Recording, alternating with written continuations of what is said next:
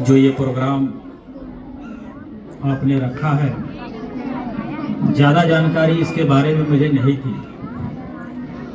गाड़ी में विधायक जी ने बताया कि मैं इस जगह पे जा रहा हूँ। सबसे पहले तो मैं आप सभी लोगों का,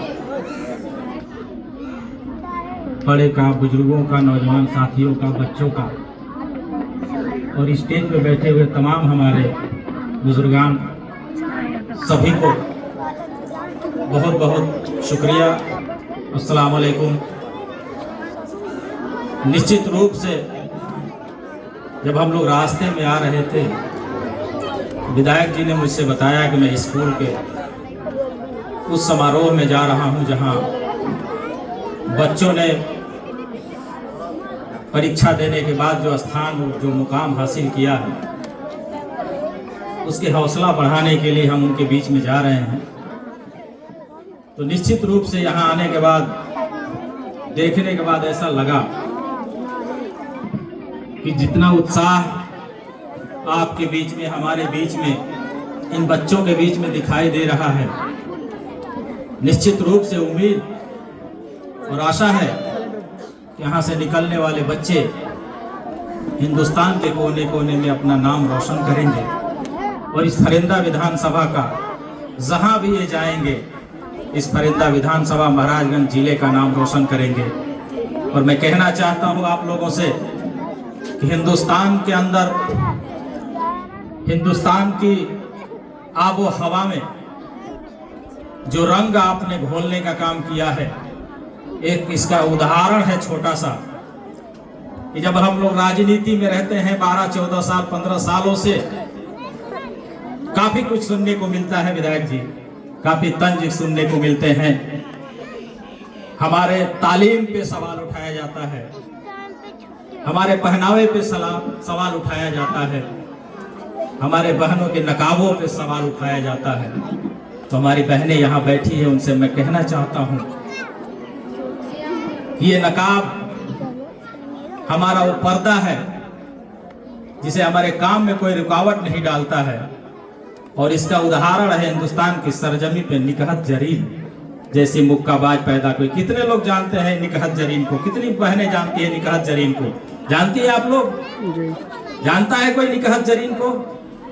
मुक्केबाज है, बॉक्सिंग, हिजाब में भी बॉक्सिंग करती है वो। ये हौसला है उसका। और निश्चित रूप से जिन लोगों ने तंज कसा, हमें खुशी इस बात की है कि लगातार 3 सालों के बाद, इससे 2 साल पीछे जाएंगे तो हिंदुस्तान में यूपीएससी की परीक्षा में 25 लोग कामयाब होते हैं। दूसरे साल जब जाते हैं 29 लोग कामयाब होते हैं।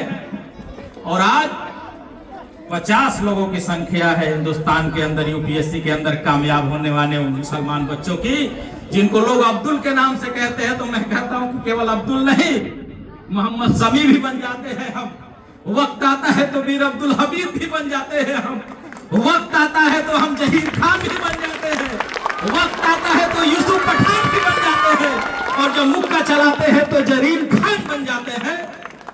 तो निश्चित रूप से मैं कहना चाहता हूं आप लोगों से, ये आप लोगों के पास हौसला है, ये बुलंदी छूने का एक अवसर है और उम्मीद है कि हिंदुस्तान के अंदर आपको जाना है और ये तय करना है, हमारे बहनों को, हमारे बच्चों को, हमारे गार्जियंस को भी तय करना है कि हमें अपने बच्चों को पढ़ाना है, वो इल्म के दरवाजे को खोलना है, उस कलम में वो ताकत देनी है जिस कलम की ताकत को अम्बेडकर ने दिया था। उस अम्बेडकर के सवाल, उस अम्बेडकर के संविधान पे सवाल है, उसको भी बचाना है। और वो ताकत जब आपके बीच में आएगी, डीएम का कलेक्टर बनोगे, आईएएस बनोगे, पीसीएस बनोगे, तो लोकतंत्र भी मजबूत होगा और उन अब्दुल वालों को जवाब भी मिल जाएगा जो अब्दुल के नाम से हमें कहते हैं कि अब्दुल केवल पंचर बनाता है। ये मैं कहना चाहता हूँ आप लोगों से। मैं बलिया से आया हूँ, उस वाली बलिया का नौजवान हूँ जहाँ पे आजादी में 72 घंटे पहले बलिया के लोगों ने झंडा गाड़ दिया था और अंग्रेजों को भगा दिया था वहां से। चित्तू पांडे की धरती है वो, मंगल पांडे की धरती है वो। इसलिए मैं इस सभा में चाहता नहीं था, लेकिन अपनी जिंदगी में पहली बार किसी से कहा है कि विधायक जी मैं चाहता हूं इस माहौल को, अब इस माहौल को मैं जानना चाहता हूं, इस माहौल में मैं अपनी बात कहना चाहता हूं। और जब मेरी नजर पड़ी मेरे बच्चों के ऊपर, मेरी बहनों के ऊपर और नकाब में बैठी हमारी तहजीब से बहने, तो मेरा दिल रुका नहीं, मेरा मन माना नहीं, और मैंने इनसे इजाजत लिया कि मैं चाहता हूं बोलना यहाँ पे। तो निश्चित रूप से इंशाअल्लाह आप लोगों के बीच में लगातार 15 से 20 दिन तक हम लोग रहेंगे, और जिस तरह से काम इन्होंने किया है आपके बीच में, जितनी जानकारी हमें है, दुआएं दीजिएगा, दुआओं से नवाजिएगा कि आज लखनऊ के सदन में है, कल दिल्ली के सदन में पहुंचाना है और संविधान को भी बचाना है। निश्चित रूप से बहुत बहुत धन्यवाद आप लोगों का, बहुत बहुत शुक्रिया आप लोगों का। खुदा हाफिज, जय हिंद।